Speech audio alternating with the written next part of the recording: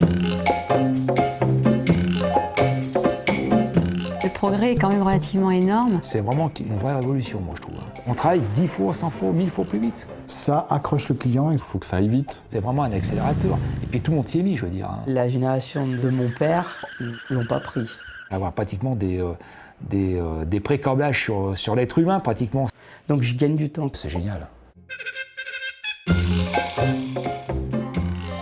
Aujourd'hui, on est capable d'éviter de perdre de l'argent et parfois de pouvoir piloter d'une manière très intelligente le bâtiment. Quand c'est un dépannage urgent où on ne peut pas intervenir tout de suite parce qu'on est loin, où on a des photos du magasin donc, et surtout le tableau électrique. On est capable de savoir qui consomme quoi où par rapport à son ordinateur.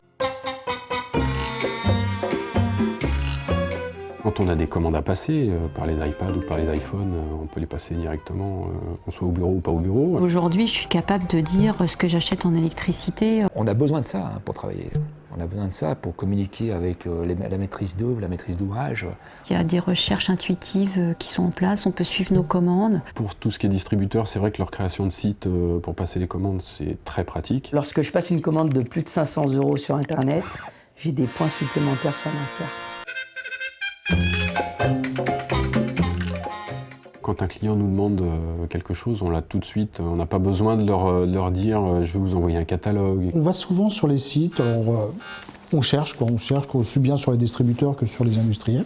Et puis ça permet aussi d'envoyer le lien au client après, des fois, pour qu'il puisse voir déjà l'appareil de lui-même, quoi. On n'est plus dans l'époque où on faisait des grands discours, on ne présentait rien, on avait juste de l'écrit. Aujourd'hui, on veut de l'image. Donc c'est bien que les fabricants aient leur catalogue de disponible sur Internet, ouais. Pour des tarifs, pour des photos de produits, pour des docs de produits aussi. Ils ont accès à des prix publics, ce qui est très bien. On voit sur les sites internet maintenant beaucoup de forums, même entre guillemets de bricoleurs, qui se repassent les informations les uns aux autres. Si un client me dit j'ai trouvé un disjoncteur à 30 €, je lui dis gentiment allez l'acheter monsieur, et puis voilà. Toutes les personnes que l'on rencontre qui regardent sur Internet du produit, Ils trouvent ce qu'ils veulent et nous on n'a plus qu'à trouver le produit. elles sont presque toutes à côté de la plaque. Toutes. L'apport extrêmement important de l'information est à la fois quelque chose d'extraordinaire parce que du coup il y a une démocratisation de l'information